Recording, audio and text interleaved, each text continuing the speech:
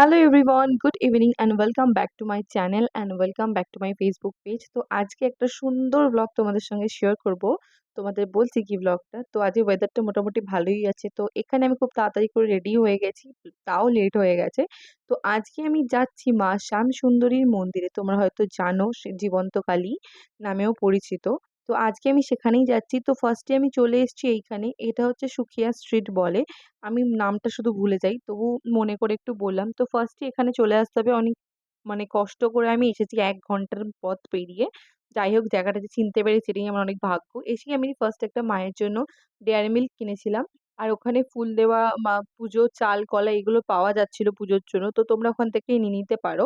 প্রথমে দেখিয়ে দিলাম যে সামনের রাস্তা দিয়ে তোমাদের ঢুকতে হবে। বাট সত্যি কথা, আমি এসে ভাবতে পারিনি যে এত বড় একটা লাইন পড়বে। আমার তো লাইন দেখেই মাথা ঘুরে যাচ্ছে। মানে আমি একটা জায়গায় জুতোটাকে রেখে লাইন দিয়ে যাচ্ছি, যে গিয়ে দাঁড়াবো পিছন দিকে। লাইন শেষই হচ্ছে না, দেখছি লাইনের পর লাইনে দাঁড়িয়ে আছি। কোথায় অবধি গেছি, মন্দিরটা কোথায়? আর তোমাদের লাইন গেছে কত দূর, আমি তো কত দূরে গিয়ে দাঁড়িয়ে আছি। আমি এটাই ভাবছি যে আজকে আর পুজো দেওয়া হবে কিনা আমি সত্যিই জানি না। এত লম্বা লাইন, তার মধ্যে আমি আজকে গেছি শনিবার দিন। শনিবার দিন এখানে নাকি অনেকটা, মানে অনেকটা টাইম ধরে বা অনেকটা সময় ধরে পুজো হয়। আর শনিবারটাই সব থেকে বেশি ভিড় হয়। আই থিঙ্ক কালী মন্দির বলেই হয়তো শনিবারের ভিড়টা সব থেকে বেশি হয়। বাট এটা আমি প্রথমবার গেছি, তো আমার জানা ছিল না। আমি তো ওখানে গিয়ে দাঁড়িয়ে আমার মাথা ঘুরছে। এত লোক দেখে, পাশাপাশি সবাই বলছে যে বাবারে প্রচন্ড লাইন। তারপর ওখান থেকে আমি একটা পদ্মফুল কিনি। আমি অন্য কিছু পুজোর সামগ্রী সেদিন কিনিনি। সেদিন আমি ফুল দিয়েই পুজোটা দিয়েছিলাম। ফুল আর মায়ের জন্য একটা চকলেট কিনে নিয়ে গেছিলাম। এখানে মাকে ৫ বছরের বাচ্চা হিসেবে পুজো করা হয়। তো আর এখানে এভরিডে দুবেলা করে বিনামূল্যে ভোগ বিতরণ করা হয়। এখানে কোনো পয়সা নেওয়া হয় না বা কোনো টিকিট কাটতে হয় না আলাদা করে। আর এই জায়গাটার নাম হচ্ছে মানিকতলা সুখিয়া স্ট্রিট। দেন তারপর দেখি এখানে একটা ছোট্ট বেবি জানলার ধারে খেলা করছে, আর আমাদের দেখে দেখে তত হাসছে, আর আমরাও বেশ মজা পাচ্ছিলাম দেখে দেখে।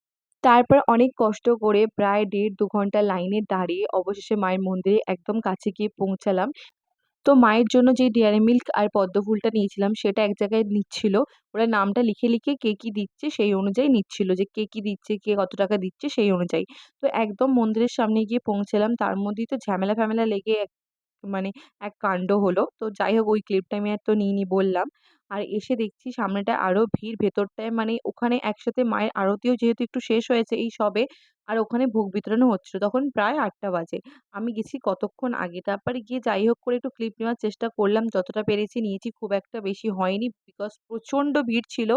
আর সবাইকে, মানে সবাই কষ্ট করে দাঁড়িয়েছিল। তো দেখো, এটা হচ্ছে মা শ্যামসুন্দরী, কি মিষ্টি দেখতে মাকে। তো এখানে মাকে বিশেষ করে চাল কলা দিয়ে পুজো দেওয়া হয়। এখানে কাউকে একটা দেখা দিয়েছিল মা। তো ওনারই স্থাপিত এই মন্দিরটা। তো এখানে এই যে শিবলিঙ্গটা দেখছো, এটাকে বলা হয় জগন্নাথ ঠাকুর এখানে। তো সেখান থেকে তারপর আমি ভোগ নিয়ে বেরিয়ে আসি। এখানে টিফিন বক্স পাওয়া যাচ্ছিল ৬ টাকা করে। তো যারা মানে ওখানে খাবে না তারা সেখানে এটা প্যাকিং করে নিয়ে চলে আসতে পারে। ওখানেই একজন আছে এগুলো প্যাকিং করে দিচ্ছে। তো যাই হোক, ওখান থেকে বেরিয়ে পড়লাম আমি। আর আমি যেহেতু একদম একা গেছিলাম, তো যতটা পেরেছি ক্লিপ নেওয়ার চেষ্টা করেছি। জানি না কতটা কেমন কি হয়েছে। তো যাই হোক, আজকের ব্লগটা এতটাই রইলো। আই হোপ তোমাদের ব্লগটা ভালো লাগবে। ভালো লাগলে কি করবে, like comment share and subscribe to my channel. আর আমার ফেসবুক পেজটাকেও ফলো করে নিও। দেখা হচ্ছে তোমাদের সঙ্গে নেক্সট একটা ব্লগে।